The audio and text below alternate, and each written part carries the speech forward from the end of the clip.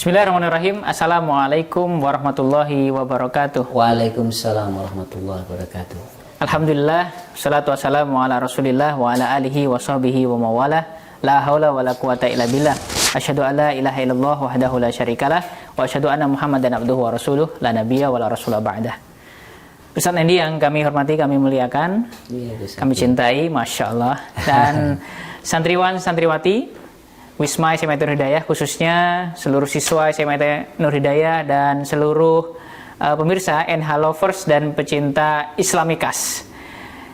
Alhamdulillah kita bersyukur kehadirat Allah Subhanahu wa taala, kita bisa bermuajah lagi, kita bisa berjumpa lagi di program kita Islamikas, Islamic and Indonesia Civilization Studies. Salawat dan salam mudah-mudahan senantiasa tercurahkan kepada junjungan kita, yakni baginda Rasulullah Muhammad Sallallahu Alaihi Wasallam, beserta keluarga, sahabat dan para pengikut beliau sampai akhir zaman, para pejuang Islam sampai akhir zaman, dan mudah-mudahan kita termasuk di dalamnya. Amin ya rabbal alamin. Baik, lovers sekalian, santriwan dan santriwati serta seluruh yang menyimak agenda Islamikas pada kali ini, kita masuk ke episode yang kedua nih Ustadz. Iya.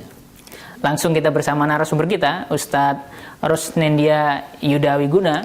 Beliau adalah Kadif Pendidikan dan Kebudayaan Remaja Masjid Agung Surakarta. Lagi-lagi tampak ningrat ya, Masya Allah ya. Bukan masjidnya yang masjid keraton. Siap. Gus Afif harusnya yang di sana itu. Biasanya gus-gus semua yang punya gitu. Baik. Jadi beliau juga sebagai Ketua Lingkar Studi Peradaban Islam dan Indonesia. Baik, Ustaz Nendi, kita karena sudah masuk ke episode yang kedua, mungkin pengantarnya kemarin sudah, alhamdulillah kita kemarin sudah di episode pertama sudah membicarakan tentang Islam, Indonesia dan peradaban. Nah, di episode yang kedua, karena ini momennya 17 Agustus, kemerdekaan Republik Indonesia, mungkin kita nanti akan membicarakan tentang kemerdekaan Republik Indonesia. Tapi sebelum ke kemerdekaan, kan kita kemarin bicara tentang peradaban, Ustaz. Ustaz Nendi mengatakan peradaban yang kita pelajari itu dari masa kini, masa depan, dan juga masa lalu. Berarti ini belajar sejarah nih. Iya, betul. Gimana nih Ustaz? Padahal belajar sejarah itu kalau saya dulu mungkin ini ngantuk, ngapalin tanggal dan membosankan gitu. Jadi tentu tidak mengurangi rasa hormat kepada para guru sejarah saya. Cuman kita tentu mengalami karena ngapalin tanggal berapa, tanggal berapa. Nah, tapi gimana nih Ustaz, yang apa kita harus gitu atau gimana nih? Yang pertama, kalau soal ngantuk mungkin semua sudah paham ya. Yang kedua, kalau tentang sejarah seakan-akan itu membosankan, kemudian banyak orang nggak suka gitu ya.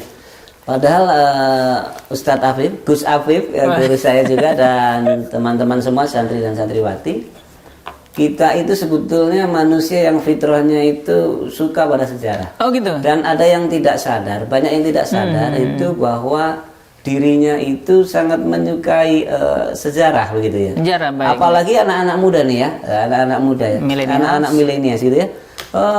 Kita lihat saja ya, hampir di semua hal yang kita tonton begitu, apalagi yang kesukaannya anak-anak itu ada juga sejarahnya. Naruto misalnya, Naruto, kan? Iya. Sebelum jadi Hokage, iya kan, itu pasti ada dipelajari juga sejarahnya dulu gimana. Oh gitu. Waktu jadi anak kecil dia yatim piatu, kemudian perjuangannya itu terasa asik dinikmati, ya kan? Oleh teman-teman semuanya di rumah gitu ya. Itu baru satu, Naruto itu ya. Kemudian perjuangannya bagaimana gitu ya. Sampai akhirnya ada halang rintangnya apa nih gitu kan. Ada musuh-musuhnya, ada yang melawan pasukan kebenaran begitu kan. Ini ada konflik, ada apa itu suka sekali teman-teman itu sebetulnya melihat itu ya. Itu Naruto. Yang imut-imut misalnya Doraemon. Iya. Itu sejak saya kecil. Iya, sejarahnya Doraemon. Iya, Doraemon itu juga tentang sejarah itu. Dia ada pintu waktu, bisa ke masa depan, bisa ke masa lalu. Oh iya, benar ya. Ketika pintu kembali, kemana saja. Iya, pintu kemana saja. Berpetualang ke masa lalu, ada perjuangannya tuh, ya kan? Itu asik betul dinikmati kan? Iya. Dan Doraemon sendiri sebagai kucing robot, ternyata juga ada sejarahnya kan? Itu dikirim oleh Sewasi itu cicitnya Nobita. Cicitnya Nobita. Yang karena dia merasa keadaan Sewasi dan keluarganya waktu itu adalah hancur finansialnya gitu, ekonominya, wah nasib keluarganya pokoknya parah begitu ya. Gara-gara berarti Gara-gara Nobita katanya, iya kan? Nobita kakek buyutnya itu malas belajar, gitu. kemudian semangatnya nggak terupgrade. Wah ini harus berarti harus kalau aku malas kirim, gitu. malas belajar dan seterusnya itu bisa berdampak sampai Iya, beberapa sampai keturunan anak ke depan. cicitnya nanti. Waduh. Kata Imam Syafi'i kan, barang siapa yang tidak mau berlelah-lelah dalam belajar, maka dia akan merasakan pahitnya dalam kebodohan, ya kan? Gitu. Nggak cuma dia, anak cicitnya juga, Wah, iya kan? gitu. Nah, Berarti itu. kita bisa nyalain mbah kita juga. Iya, ya bukan nyalahin tapi harus belajar dari Diperbaiki. ibrohnya. Iya, Iya. ibrohnya apa? Mbah kita Baik. kadang udah benar mungkin, tapi ada wasiat yang benar yang nggak kita lakukan. Oke, Itu dia kan, iya. Itu Nobita. Iya. Hatta film-film pendek yang bukan serial ya. Gitu. Tapi ada apa namanya sequelnya, kayak misalnya Kung Fu Panda. Kung Fu Itu kan Panda. pasti juga diceritakan kan, gimana dia terpisah dengan bapaknya, kemudian dia berjuang diadopsi oleh bapak angkatnya itu. Bebek itu ya. Iya, akhirnya Ya, begitu ya ada perjuangan, ada oke, konflik, oke. ada perjuangan, kemudian ada ya begitulah. Jadi sebenarnya nggak cuma ngapalin tanggal. Iya ya kan? betul, kalau ngapalin tanggal dan segala macam ngeresum enggak. biasanya itu kan Iya, CBS iya, adalah betul. catat buku sampai habis ya kan. Nah, Gitu ya, ya. Nah itu sebetulnya bagaimana kita memaknai saja tentang sejarah Oke. dan menikmatinya. Baik. Tapi di dunia ini itu hampir semua orang sebetulnya adalah penikmat sejarah, tanpa disadari. Oh, gitu. Iya, Oke, penikmat oke, oke. sejarah. Kalau yang dewasa itu juga ada yang senang tentang sejarah perang, dunia 1, dunia 2, belajar kepemimpinan dari para jenderal, Oke, oke. baik di dunia Islam, Banyak dunia sekali pelajaran Barat. dari sejarah Banyak sekali sebenarnya. pelajaran tentang itu kan. Kalau yang anak-anak dan masa remaja di anime, di apa Jepang itu juga banyak oke, gitu ya. oke. Nah ini dia, kenapa sejarah itu menjadi sangat menarik, oke. menjadi magnet yang luar biasa bagi Oke. banyak orang, hampir semua orang. Oke. Karena di dalam sejarah itu akan meneguhkan hati kita, Ustaz. Oh gitu. Iya. Sejarah meneguhkan hati, Kita, Gimana maksudnya? betul. Karena di dalam sejarah itu ada pengajaran tentang perjuangan kebenaran. Oh gitu. Memperjuangkan sesuatu untuk kesuksesan. Baik, Iya. baik. Ada juga peringatan-peringatan. Siap. Kalau begini harusnya bagaimana? Kalau begini harusnya bagaimana? Begitu. Nah, inilah kandungan surat Al-Hud, Ustaz. Ya, surat Al-Hud di 120. Dalam surat Al-Hud ayat 120 bisa dilihat ya teman-teman, cekidot ya. A'udzubillahi minasyaitonirrajim. Bismillahirrahmanirrahim ya. Wa kullan naqusu 'alaika min amba'ir rusuli ma nusabbitu bihi fu'addak wa ja'aka fi hasilil haqq wa mau'izatu wa zikra lil mu'minin. Jadi dari semua kisah dari rasul-rasul yang diceritakan Allah kepada kita ya, ialah kisah-kisah yang dengannya Allah akan teguhkan hati kita, Ustaz. Oh gitu. Iya. Dan dalam surat ini telah datang juga tentang kebenaran dan pengajaran serta peringatan bagi orang-orang mukmin. Oke, Ya. Kandungan ayat ini, Ustadz, kemarin saya juga masih tholabul ilmi, Ustadz ya. Masya Allah. Ini saya baru menghadiri kajiannya Ustadzuna kita, ya, pembina Yayasan Nur Hidayah, Oke. Ustadz Doktur Kasori Mujahid, Oh, ya. Masya Allah, Iya, Ustadz Masya Kasori. Allah. Salam Assalamualaikum. buat Ustadz Kasori, Ustadz guru Kasori. kami, guru kita semua ya. Mungkin juga nonton. Iya, insya Allah nonton ya Ustadz Kasori. Putranya di sini juga. Masya Allah, iya. Ustadz Kasori membedah kitab Tarikh Aulia. Ya, Masya Allah. sejarah para wali. Oh itu dari Iya. ulama kita. Betul, ulama kita dari Pantura ya, itu bapaknya Gusmus. Asli Indonesia berarti. Iya, iya asli Indonesia, yaitu Bapak Ustadz Mbah Kiai Haji Bisri Mustafa. Masya Iya. Allah. Nah, di dalam Tarikh Aulia itu, di dalam mukaddimahnya membongkar apa maksudnya Ayat ini, mendalami ya. mengkaji ayat ini. Ini luar biasa, Ustaz. Masya Nah, ini Allah. itu jadi sejarah itu nggak perlu dipikir kayak matematik ya Oke. Ustaz ya.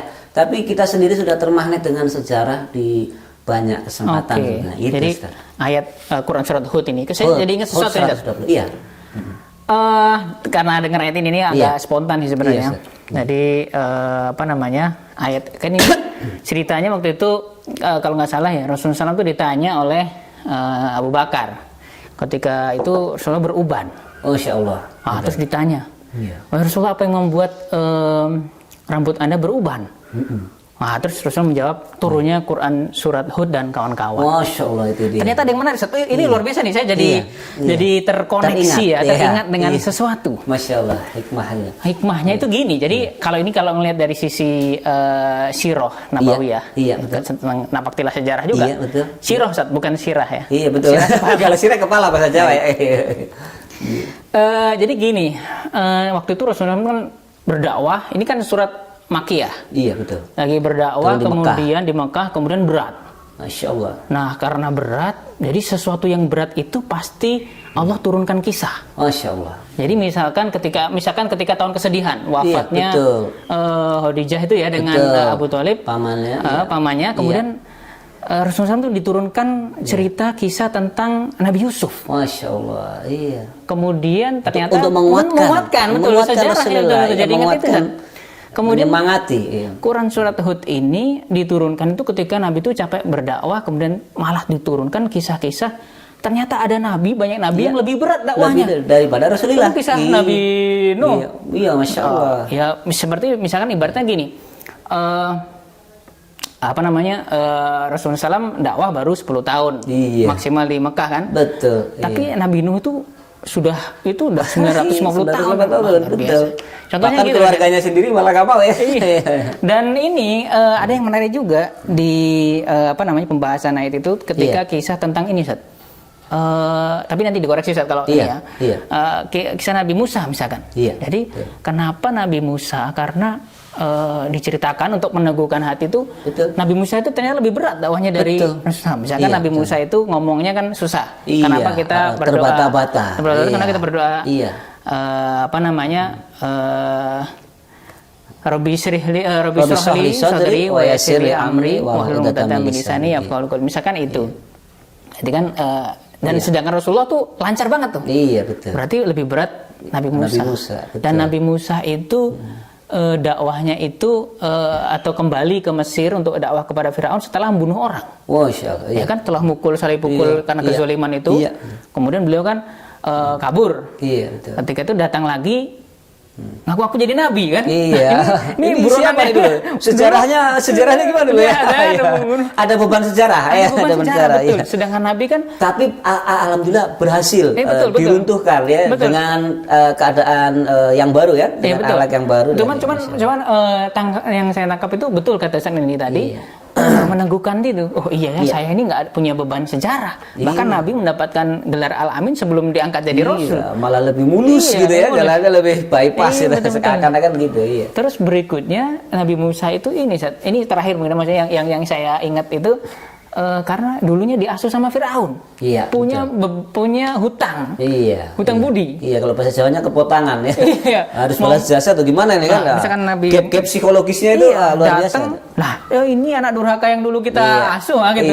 Sementara Nabi nggak punya hutang budi sama orang-orang Quraisy. Mungkin itu kayak Ustaz ya. Ini jadi nambahin. Makanya itu subhanallah hatta Rasulullah Shallallahu Alaihi Wasallam sendiri diingatkan dan diteguhkan oleh Allah dengan kisah-kisah. Masya Allah. Bahwa ada yang lebih repot dari Rasulullah Muhammad Shallallahu Alaihi Wasallam, yaitu para nabi sebelumnya. Oke, berarti kalau kita mempelajari kisah-kisah sejarah membuat kita semakin teguh, semakin semangat gitu.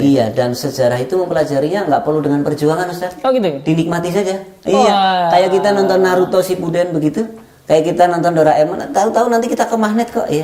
Yang penting baca aja, dinikmati. Nggak usah ngapalin yang terlalu detail ya. Ini nomor sepatunya tokoh ini siapa, berapa gitu. Nomor rumahnya berapa nggak perlu. Kecuali ada yang sangat penting itu baru gitu kan. Ini yang lain dinikmati aja. Gitu, baik.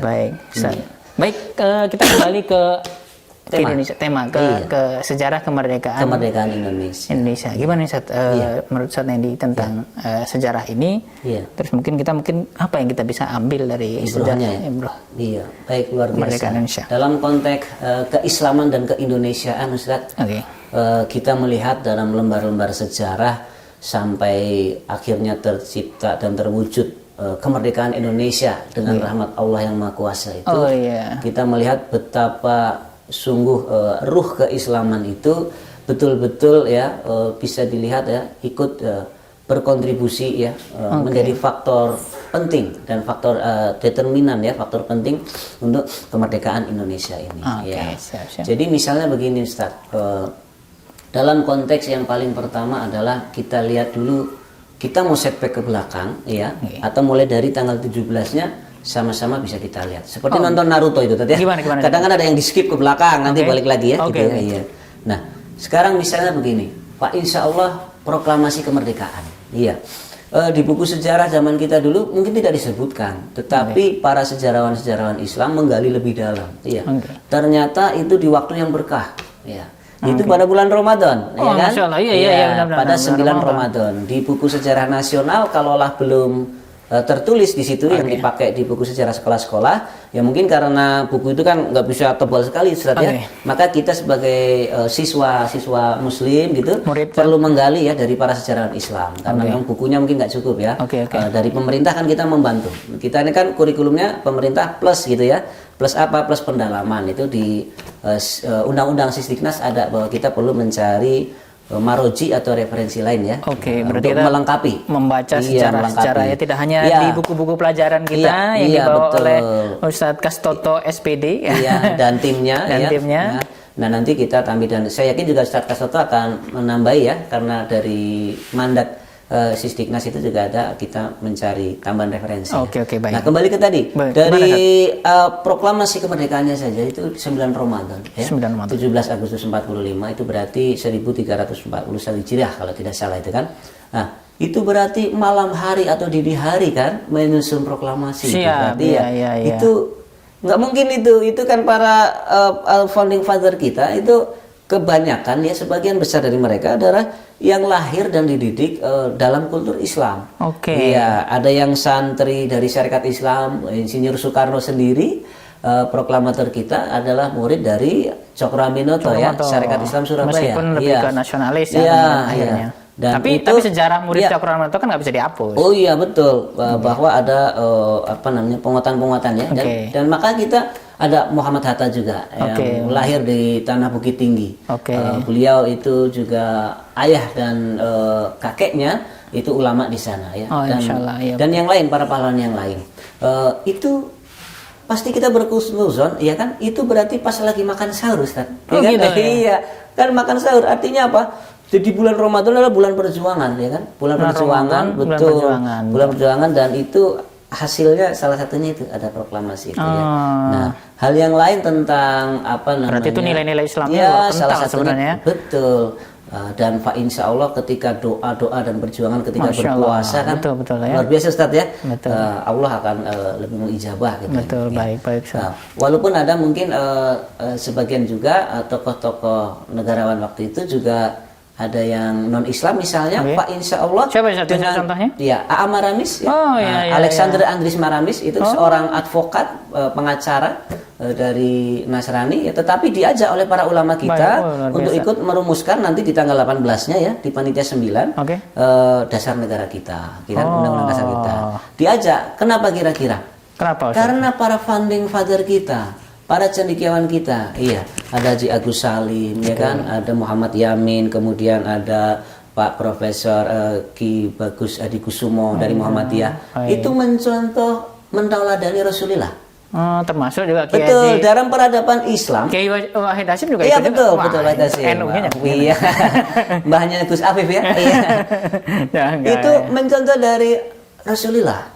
Rasulullah ketika membuat kesepakatan dengan para penduduk Madinah, tidak meninggalkan elemen yang lain, ya. Elemen yang lain. Maka Rasulullah mengajak pimpinan Bani Aus, Bani Khosraj, pimpinan Yahudi, pimpinan Nasrani untuk bareng-bareng ngobrol, membuat sebuah kalimatun sawah. Iya, kalimat pemikat yang bareng-bareng disusun. Ya. Akhirnya terciptalah namanya Madinah Charter atau Piagam Madinah. Piagam Madinah. Sahifah Madinah. Nah, itu tidak dibikin oleh Rasulullah sendiri. Bareng-bareng bermusyawarah. Rasulullah mencontohkan itu bahwa Islam itu rahmatan lil alamin. Rahmatan lil alamin Ustaz dan santriwati semua dan pemirsa semua. Rahmatan lil alamin itu bukan slogan. Tapi sebuah ajaran yang harus diamalkan. Udah berupa amal ya. Iya, jadi dari dulu Islam itu mengajarkan kita untuk inklusif gitu ya kan, mengajak yang lain. Dan nanti di Madinah Charter, Sahifah Madinah itu Rasulullah mencantumkan diambil, dinukil dari kalamullah dalam Al-Quran. Nah, pembukaannya adalah bertuliskan ka'anasu umatan wahidah. Kita ini adalah umat manusia yang satu. Nah, ini disebut kalimatul sawa, kalimat penyatu untuk sama-sama manusia kan. Begitu. Ya, jadi tidak karena aku begini gitu ya, enggak ya. Inilah yang diberikan contoh oleh Rasulullah yang akhirnya ditoladani oleh para founding father kita. Artinya apa? Artinya kita mesti menjadi orang yang tidak hanya mayoritas di bangsa ini secara jumlah atau secara kuantitas, tapi juga mayoritas secara kualitas. Iya, secara kualitas artinya apa? Ya betul-betul meneladani apa yang Rasulullah lakukan, rahmatan lil alamin, tidak menang sendiri, dan alhamdulillah itu sudah dicontohkan sejak lama oleh para founding father kita. Ini dalam proses pembuatan dewasa sekali ya, menghargai yang lain. Nah, jadi non muslim juga nggak perlu khawatir ya sebenarnya. Nggak perlu khawatir ya. Dan padahal saat itu kan juga cukup keras. Banyak kisah setelah kemerdekaan juga nanti ya, seperti ada terjalin komunikasi yang sangat baik, yang adabnya itu baik sekali, dicontohkan dalam adab-adab politik oleh Muhammad Natsir misalnya, ketika berbeda pandangan di parlemen dengan I.J. Kasimo. I.J. Kasimo ini orang Solo sini juga, Ustaz. Pendiri Partai Katolik ya, pendiri Partai Katolik ya. Ada perdebatan, tetapi pulang itu boncengan naik sepeda bareng, Ustaz. Iya, Masya Allah, luar biasa. Iya. Ini kan mencontoh Rasulullah juga, sampai Rasulullah menjadi Al-Amin. Yang memberi gelar Al-Amin itu bukan orang-orang muslim saja kan, orang-orang yang non-muslim juga percaya sama akhlak dan adabnya. Nah, peradaban itu nanti dari sini akar katanya, Ustaz. Kalau dalam bahasa Inggris civilization, dalam bahasa Indonesia peradaban ya. Peradaban, adabnya ini yang paling utama sebetulnya. Iya, nanti akan adabnya itu ada di gagasannya, di amaliyahnya, di bidang sosial, politik, ekonomi, kemasyarakatan semuanya. Nanti akan tercipta. Baik, jadi tidak cuma Soekarno-Hatta aja berarti. Iya, betul. Jadi ini adalah kerja bersama ya. Tentu kita perlu adil. Kita harus melakukan sebuah perspektif keadilan untuk para pahlawan ya. Ya, semua berjasa, banyak ya, tidak hanya Soekarno-Hatta. Dimulai dari misalnya BPUPKI ya. Itu banyak tokoh dari banyak elemen ya, termasuk BPUPKI ya. Banyak tokoh dari banyak elemen, termasuk di dalamnya tentu juga didominasi oleh para cendekiawan Islam juga, ya kan? Juga dari elemen yang lain yang non Islam juga ada ya. Nah, di situ beradu gagasan untuk dalam musyawarah tersebut untuk merancang pondasi untuk ketatanegaraan kita. Nah, tetapi itu semua dilakukan juga dengan perasaan yang berdebar-debar maju mundur. Karena apa? Karena ini dilakukan dalam masa tunggu sebuah janji dari Perdana Menteri Koiso. Perdana Menteri Jepang itu menjanjikan kepada Soekarno akan memberi hadiah kemerdekaan. Nah, ini kan gitu ya. Setelah sekutu. Iya, betul. Bom Hiroshima Nagasaki dengan Little Boy dan Fat Man itu ya, nuklir itu. Nah, kemudian di sela-sela perjuangan para cendekiawan kita, para founding father, Ustaz, ini kan fikrohnya sedang bermusyawarah dia, para pejuang fikroh ini. Ada juga ke pemikiran, gagasan, ya kan, yang menciptakan peradaban baru Indonesia nanti kan. Nah, di sela-sela itu ada juga golongan bangsa, yaitu para golongan pemuda, Ustaz, yang sangat berjasa. Nah, diantaranya juga para santri lagi, Ustaz, yaitu Sodan Kosinggi dan teman-temannya. Ini tentara peta. Tentara peta ini kan dibentuk ya, asal mulanya adalah pemerintah penjajah Jepang meminta tolong kepada para kiai-kiai di pesantren ya kan, untuk agar santrinya dididik untuk ikut dalam perang Asia Timur Raya ya kan. Para ulama bersepakat dengan satu catatan. Termasuk Sudirman. Iya, betul. Banyak sekali ya, termasuk Pak Dirman. Para ulama sepakat dengan catatan satu ya, didik dan latih anak-anak dan santri kami untuk menjadi orang yang expert di bidang perang modern. Nah, ini kan artinya apa? Bukan berarti taat sebagai kaum terjajah, tidak, tetapi menggunakan kesempatan, kesempatan itu ya. Nah, dan dibuktikan dengan apa? Setelah Jepang terbom Hiroshima Nagasaki, anak-anak peta ini yang para santri ini juga melawan lagi ke Jepang, melawan lagi ke pemerintahan penjajahan Jepang. Ya. Nah, kembali ke tadi, di sela-sela rapat segala macam, para pemuda khawatir ini. Ini kemerdekaan harusnya tidak diberi. Padahal mereka nggak ikut rapat. Iya, nggak ikut rapat. tidak sebagai hadiah. Ini harus diusahakan sendiri. Karena sejak dulu, sejak zaman kesultanan Islam, ya, itu diperjuangkan kemerdekaan itu. Jangan sampai diberi sama Perdana Menteri Koiso, dan harus dilakukan segera, jangan menunggu. Maka kita kenal ada peristiwa Rengas Dengklok. Ya, kita tahu itu kan, betul. Penculikan yang dalam tanda kutip sebetulnya untuk mengamankan musyawarah saja. Karena di Jakarta itu banyak tentara-tentara Jepang masih berseliweran. Kemudian para pemuda datang ke Soekarno, kami paham Bung, pasti kalau kita rapat begini-begini nanti Bung agak khawatir gini. Mari Bung kita ya agak sedikit mendesak begitu ya, agak sedikit memaksa, akhirnya mau. Ya, sampai Bung Karno mau ke Rengas Dengklok dan Hatta juga ya. Berarti nggak bisa dipungkiri peran pemuda. Peran pemuda. Nah ini teman-teman sekalian, santri dan santriwati ya, dalam konteks kenegaraan peran pemuda juga sangat penting. Anak-anak muda harus terjun. Iya, hari ini harus juga mengerti. Harus bisa ikut mewarnai perjuangan dinamika kenegaraan kita. Nah, dengan bentuk yang bisa divariasi ya. Nah itu kan konteks kenegaraan, konteks besar kan. Kemudian diusulkan satu. Ya, harus segera. Yang kedua harus atas inisiatif bangsa sendiri. Pemuda bilang begitu. Bukan hadiah. Bung Karno pada waktu itu masih belum percaya. Apa maumu sebetulnya? Ini sebentar lagi juga mau dimerdekakan. Jangan Bung, jangan gitu. Nah, karena setelah itu Soekarno golongan tua pada pada waktu itu begitu, masih belum meyakini apa yang diyakini oleh pemuda. Itu terjadi biasa ya, ada perbedaan pendapat ya. Ikhtilafi rahmah. Perbedaan itu rahmat kan kata Allah ya. Dan firman Allah begitu ya. Kemudian begini, ketika itu setelah pulang dari Rengas Dengklok kan dijemput oleh Ahmad Subarjo. Ahmad Subarjo menanyakan kepada tentara PETA di Jakarta, ini Pak Karno dan Bung Hatta di mana? Oh ya, dibawa sama teman-teman mau rapat percepatan kemerdekaan. Waduh, saya tunjukkan tempatnya. Tapi harus ada janji. Oke, nanti saya yang akan menjamin bahwa Bung Karno, kami semua akan ikut mempercepat kemerdekaan. Dan terbukti nanti Ahmad Subarjo ikut menuliskan usulan redaksional proklamasi itu. Ahmad Subarjo dan Hatta ya. Nah kemudian disebut sama Ahmad Subarjo, akhirnya pulang dari Rengas Dengklok. Bung Hatta, Bung Karno sama Ahmad Subarjo. Bung Karno masih belum yakin dengan usulan para pemuda untuk mempercepat kemerdekaan. Kemudian Bung Karno berkunjung ke Imamura, seorang petinggi Jepang, menanyakan, Mam Imamura, Mam Imamura ya. Mam Imamura, bagaimana kabar Perdana Menteri Koiso? Jadi nggak nih beri kemerdekaan? Ternyata apa jawaban Imamura? Gimana ya? Mohon maaf Soekarno-san, iya. Karena kami sudah dibom sekutu dari Jepang, sekarang kedaulatan negara jajahan kami, yaitu Indonesia ini sudah kami serahkan kepada sekutu. Jadi nggak jadi diberi kemerdekaan, ya kan? Akhirnya Soekarno, wah benar kata pemuda itu bilang. Akhirnya para founding father kita ini memutuskan untuk merapatkan percepatan itu sesuai usulan para pemuda. Bayangkan kalau tidak didesak oleh para pemuda yang hebat. Bisa dijajah lagi. Iya betul. Maka luar biasa Ustadz.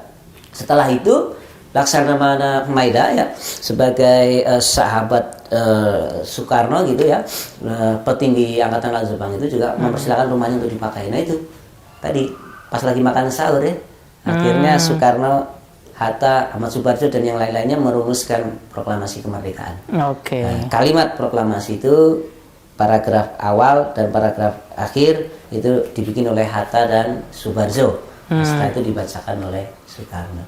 Begitu Ustaz. Jadi luar biasa ya para santri-santri kita itu mendorong ya. Itu kan tentara Hizbullah yang menjadi tentara PETA ya.